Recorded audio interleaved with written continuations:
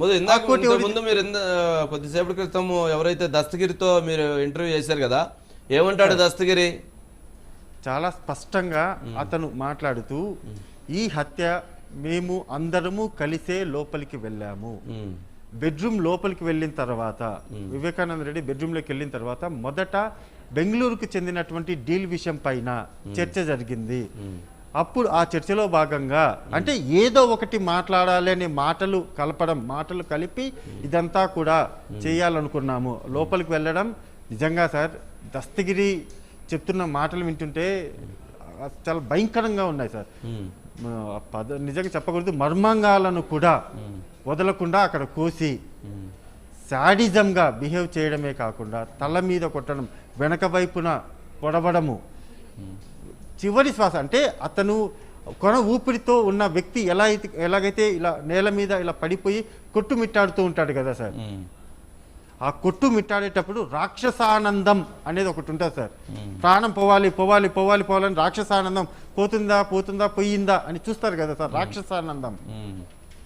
2 గంటల పాటు ఆ రాక్షసానందాన్ని ఆ రోజు అక్కడ ఉన్నటువంటి ఎవరైతే అక్యూజ్డ్ పర్సన్స్ ఉన్నారో వాళ్ళందరూ కూడా చూశారు, ఆ రాక్షస ఆనందాన్ని పొందారు సార్. అది భాస్కర్ రెడ్డి కావచ్చు, లేకపోతే ఇంకొకరు కావచ్చు, ఎవరు ఉన్నారు ఓకే, అతను చెప్పినటువంటి మాటల్లో ఈ మొత్తం వ్యవహారం వెనుక భాస్కర్ రెడ్డి, అవినాష్ ప్రమేయం ఉందా లేదా అనేది అతి త్వరలోనే బయటపడబోతుంది అనే నమ్మకం నాకుంది అంటూ దస్తగిరి స్పష్టంగా చెప్పారు. నా ప్రాణం ఉన్నంత వరకు ఈ కేసును నేను కూడా వదిలిపెట్టను. ఎందుకు అంటే ఒకప్పుడు నా భుజం మీద చెయ్యి వేసి దస్తగిరి నీకేమీ కాదు, ఈ హత్య తర్వాత నేనున్నాను, నేను చూసుకుంటాను, నువ్వు వెళ్ళిపో, చెప్పినట్టు చేసే అని భుజం మీద చెయ్యేసి ధైర్యం చెప్పిన వాళ్ళే ఇప్పుడు చంపడానికి ప్రయత్నం చేస్తున్నారు. ఇప్పుడు కేసులలో తప్పుడు సాక్ష్యం చెప్తున్నాడని అంటున్నారు. ఇది దస్తగిరి చాలా స్పష్టంగా ఎక్స్ప్లెనేషన్ అయితే చేశారు సార్.